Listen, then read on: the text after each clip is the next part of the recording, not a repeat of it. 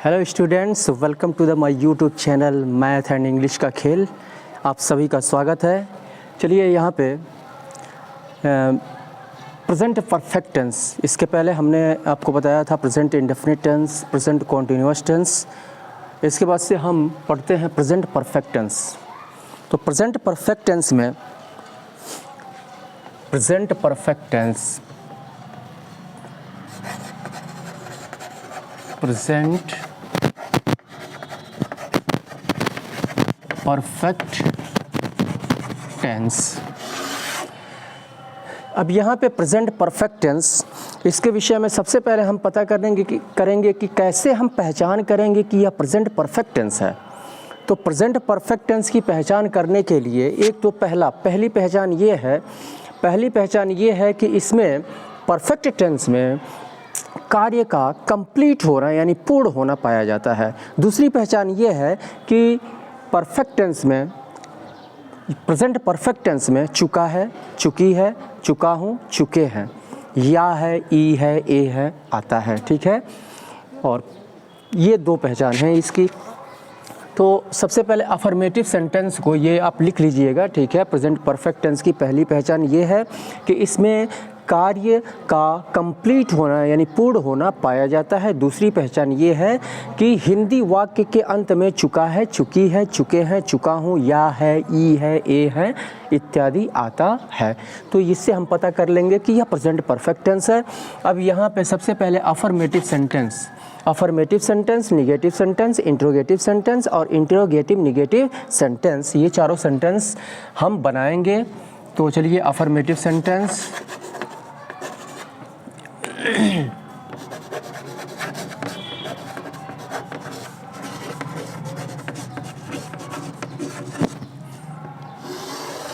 Affirmative sentence. तो affirmative sentence यानी साधारण वाक्य, हिंदी में बोलते हैं साधारण वाक्य। तो इसको रूल ऑफ ट्रांसलेट क्या है इसका, अफर्मेटिव सेंटेंस का rule of translate. Affirmative sentence क्यों कहते हैं? क्योंकि इसमें हिंदी में नहीं शब्द इसमें नहीं आता है और कोई भी क्वेश्चन वर्ड यानी प्रश्नसूचक शब्द इसमें नहीं आता है। तो पहले इसको हम बनाएंगे रूल ऑफ ट्रांसलेट। यहाँ पे लिखेंगे रूल ऑफ ट्रांसलेट।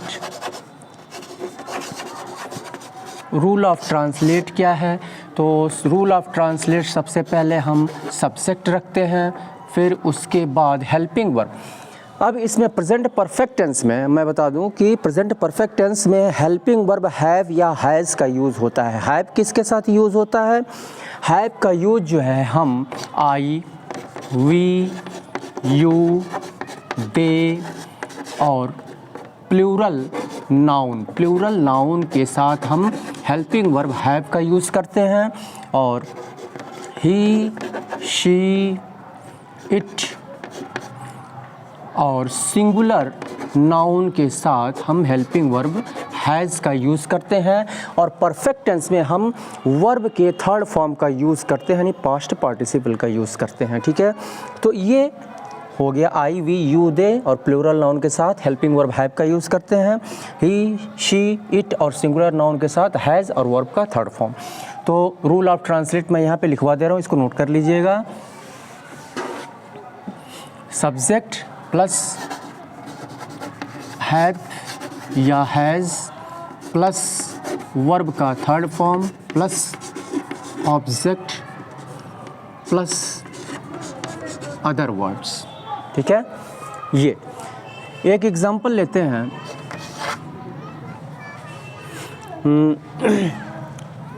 मैं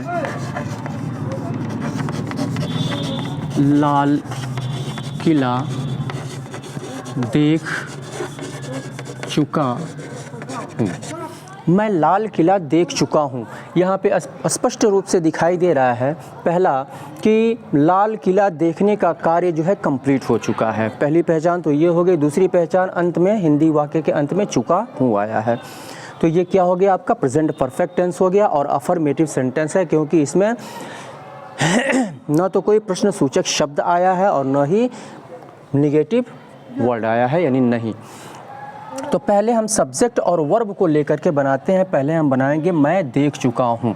देखने का काम किसने किया? मैंने किया, तो मैं सब्जेक्ट हुआ, और मैंने क्या किया? तो देखने का काम किया, तो ये क्या हो गया? आपका वर्ब हो गया।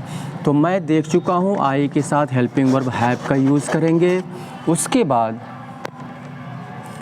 सी मीन्स देखना, और थर्ड फॉर्म क्या हो जाएगा? सीसा सीन थर्ड फॉर्म हो जाएगा सीन। आई हैव सीन, मैं देख चुका हूँ। क्या देख चुका हूँ? प्रश्न कीजिए कि क्या देख चुका हूँ, तो आंसर आपके सामने निकल के आएगा Lal Qila, the red fort, the red fort. दूसरा एग्जाम्पल लेते हैं हम, वह अपने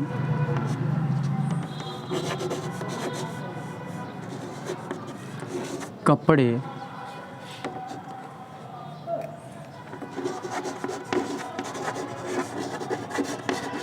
धो चुकी है। वह अपने कपड़े धो चुकी है। तो पहले हम क्या करेंगे? सब्जेक्ट और वर्ब को लेकर के चलेंगे। धोने का कार्य किसने किया? तो धोने का कार्य जो है वह की, तो वह क्या है? ये सब्जेक्ट हो गया। वह क्या की? तो धोने का कार्य की, तो धोना क्या हो गया? वर्ब हो गया। पहले हम बनाएंगे वह धो चुकी है। तो ये क्या है? चुकी है। यहाँ पे ये फेमिनिन जेंडर है, स्त्रीलिंग है, तो यहाँ पे वह की अंग्रेजी क्या हो जाएगा? शी। और शी के साथ हेल्पिंग वर्ब हैज़ का यूज़ करेंगे। और वॉश मीन्स होता है आपका धोना, third form washed, WASHED, washed. वह धो चुकी है, इतना बन गया। क्या धो चुकी है? तो आंसर निकल के आ रहा है अपने कपड़े। तो मैं आपको बता दूं कि शी के साथ अपना की अंग्रेजी हर का यूज़ होता है। आई के साथ देखिए, अपना की अंग्रेजी आई के साथ माई का यूज़ होता है। वी के साथ अपना की अंग्रेजी आवर का यूज़ होता है। यू के साथ अपना की अंग्रेजी योर का यूज़ होता है। दे के साथ अपना की अंग्रेजी देयर का यूज़ होता है। और प्लूरल नाउन के साथ भी देयर का यूज़ हम करते हैं अपना की अंग्रेजी। और ही के साथ अपना की अंग्रेजी हिज का यूज़ होता है। शी के साथ अपना की अंग्रेजी हर का यूज़ होता है। इट के साथ अपना की अंग्रेजी इट्स का यूज़ होता है। और सिंगुलर नाउन अगर मेल है, पुरुष है, ठीक है, तो मेल के साथ हिज का यूज होगा। और सिंगुलर नाउन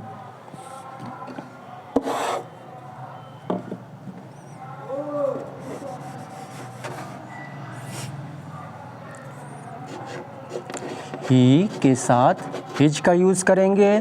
शी के साथ हर का यूज़ करेंगे। और इट के साथ इट्स का यूज़ करेंगे। और सिंगुलर नाउन अगर मेल है तो मेल के साथ हम हिज का यूज़ करेंगे। और सिंगुलर नाउन अगर फीमेल है तो इसके साथ हर का यूज़ करेंगे। ये आप नोट कर लीजिएगा, ठीक है।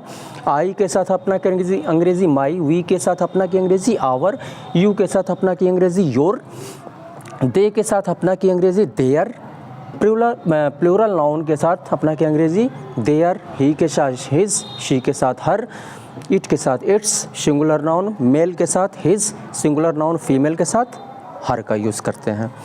चलिए इसको इरेज कर देते हैं। तो ये हो गया she has washed her clothes,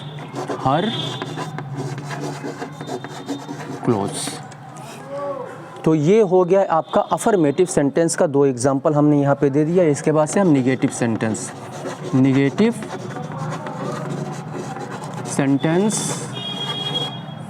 तो negative sentence rule of translate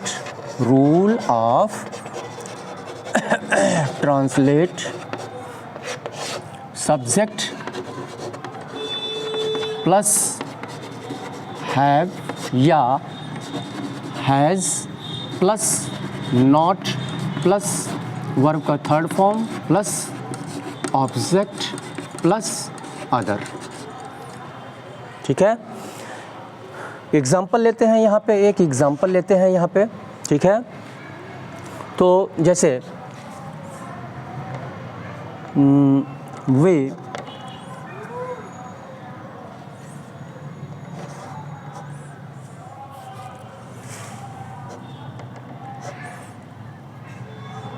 football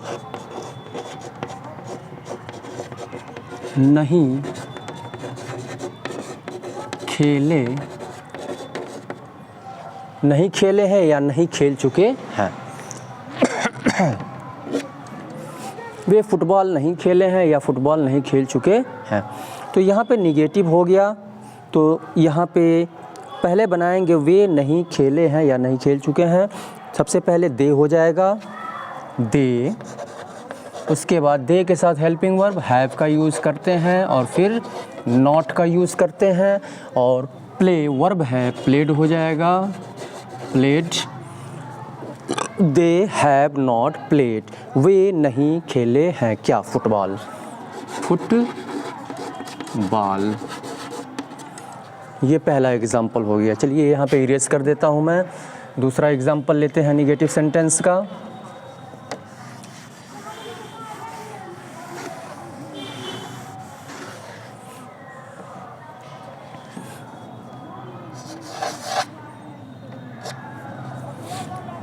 जैसे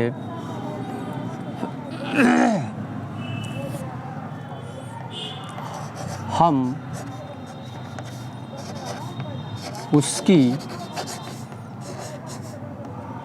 मदद नहीं किए हैं।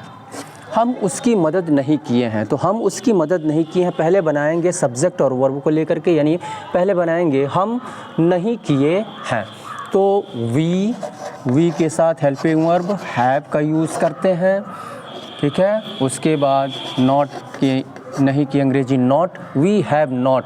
करना की अंग्रेजी डू होता है, थर्ड फॉर्म डन हो जाएगा, done. We have not done, हम नहीं किए हैं क्या, उसकी मदद। अब यहाँ से उसकी से यह पता नहीं चलता है कि यह स्त्री के लिए आया है कि पुरुष के लिए, तो यहाँ पे हम हिज का भी यूज़ कर सकते हैं और हर का भी यूज़ कर सकते हैं, दोनों में से किसी भी एक का यूज़ हम कर सकते हैं, ठीक है। तो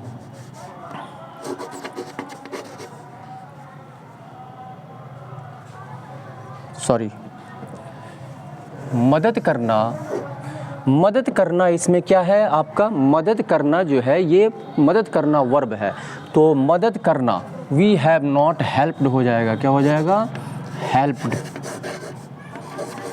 हेल्प्ड हिम या हर, दोनों में से कोई एक ही लगाएंगे, या तो हिम लगाएंगे या तो हर का यूज़ करेंगे। तो ये हो गया। अब इसके बाद से आते हैं इंट्रोगेटिव सेंटेंस पे। इंट्रोगेटिव सेंटेंस,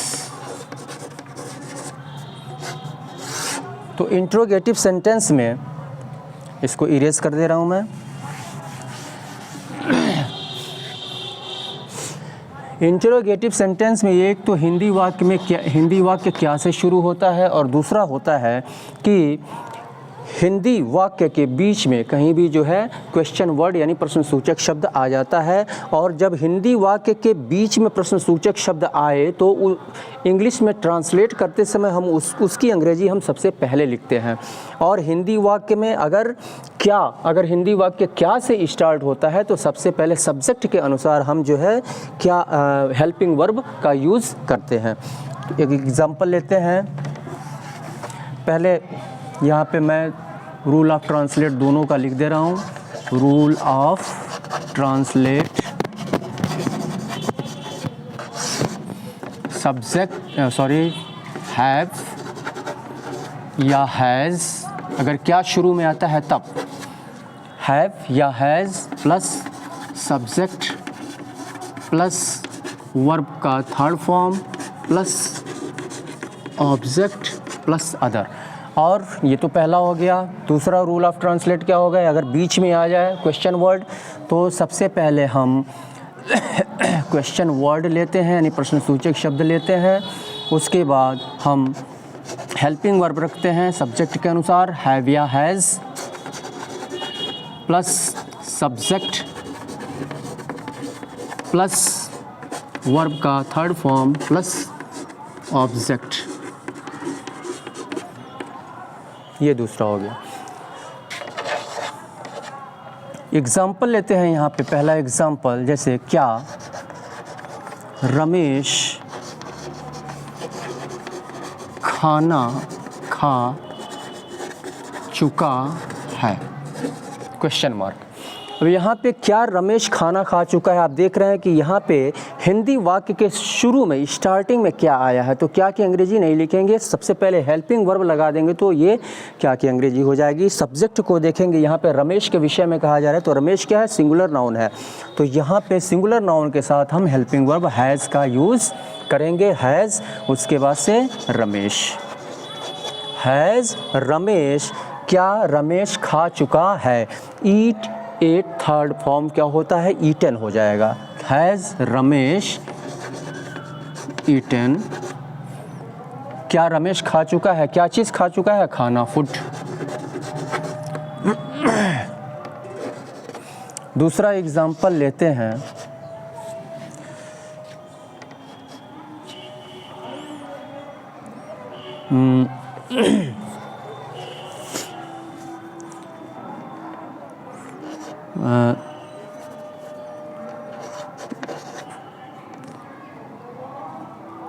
वे कितना दूध खरीदे हैं, वे कितना दूध खरीदे हैं। एक चीज़ मैं बता दूं कि कितना, कितनी, कितने के साथ जो है हम नाउन को लेकर के चलते हैं, और ये अनकाउंटेबल नाउन है। दूध क्या है, अनकाउंटेबल, इसको हम जो है काउंट नहीं कर सकते हैं, गिन नहीं सकते हैं, तो जिसके अनकाउंटेबल नाउन के साथ हम कितना, कितनी की अंग्रेज़ी हम जो है हाउ मच लगाते हैं, और काउंटेबल नाउन के साथ हम हाउ मेनी का यूज़ करते हैं। तो हाउ मच मिल्क सबसे पहले हम रखेंगे, हाउ मच मिल्क, उसके बाद से वे लिखा हुआ है यहाँ पे, तो वे दे के साथ हम हेल्पिंग वर्ब हैव का यूज़ करते हैं, हैव हो जाएगा, हैव दे। खरीदना का बाय भी होता है, परचेज भी होता है, तो बाय का थर्ड फॉर्म बाट होता है, बाट, ये हो गया। अब इसके बाद से आता है इंट्रोगेटिव निगेटिव सेंटेंस पे, इसको लिख लीजिएगा, ठीक है, इंट्रोगेटिव निगेटिव सेंटेंस। तो इंटरोगेटिव निगेटिव सेंटेंस में अगर हम इसी को ले लें, जैसे इंटरोगेटिव निगेटिव सेंटेंस में क्या रमेश खाना नहीं खा चुका है, ठीक है, या नहीं खाया है, तो हैज़ रमेश और सब्जेक्ट के बाद यहाँ पे नॉट आ जाएगा, नॉट ईटन फूड। एक बार फिर से समझ लीजिए, क्या रमेश खाना नहीं खा चुका है या नहीं खाया है, इंट्रोगेटिव हो जाएगा, यहाँ पे नहीं आ जाएगा, तो क्या हो जाएगा, हैज़ रमेश, और रमेश के बाद यहाँ पे नहीं की अंग्रेजी नॉट हो जाएगा, ईटन फूड। उसी तरह से इसमें वे कितना दूध खरीदे हैं, वे कितना दूध नहीं खरीदे हैं, नहीं नेगेटिव हो जाएगा, तो how much milk, how much milk have they, और सब्जेक्ट के बाद यहाँ पे नॉट का यूज़ हम करेंगे, और बाट वर्ब का थर्ड फॉर्म, तो ये इंट्रोगेटिव निगेटिव सेंटेंस हो जाएगा। तो इस तरह से ये प्रेजेंट परफेक्ट टेंस कंप्लीट हुआ, इसको आप फिर से समझ लीजिएगा, और प्रैक्टिस करने के लिए मैं आप लोगों को दे दूंगा। और यदि अभी तक आपने हमारे चैनल को सब्सक्राइब नहीं किया है तो कृपया आप इसे सब्सक्राइब कर लें, लाइक करें, शेयर करें, और मैथ एंड इंग्लिश का खेल लिंक आपको डिस्क्रिप्शन बॉक्स में दे दिया जाएगा, तो आप हमारे चैनल को देखते रहें, और उसमें आपको मैथमेटिक्स भी मिलेगा और इंग्लिश भी मिलेगा। जो बच्चे हिंदी मीडियम से पढ़ रहे हैं या इंग्लिश मीडियम से पढ़ रहे हैं, मैथमेटिक्स इंग्लिश मीडियम और हिंदी मीडियम दोनों, ठीक है, और इंग्लिश मीडियम वाले भी हिंदी मीडियम के जो मैं हिंदी मीडियम से ट्रांसलेट करने के लिए बताता हूँ उसको समझ सकते हैं। तो और मैथमेटिक्स हमारे वीडियोज़ में आपको मैथमेटिक्स भी मिलेगा और इंग्लिश भी मिलेगा।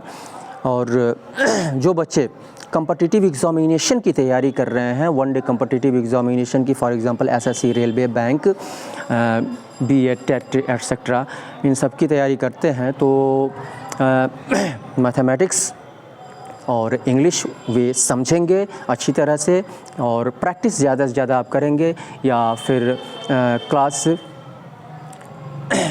4th से लेकर के क्लास 8th तक के बच्चे या उससे ऊपर तक के बच्चे जिनको टेंस का नॉलेज नहीं है वो भी इसको देख सकते हैं। और जो बच्चे एंट्रेंस एग्जामिनेशन की तैयारी, फॉर एग्जांपल नवोदय विद्यालय, सैनिक school, military school, central Hindu school Banaras, तो वे भी इसको देख सकते हैं। और इसी के साथ मैं सुशील कुमार आपसे विदा लेता हूँ। बहुत बहुत धन्यवाद।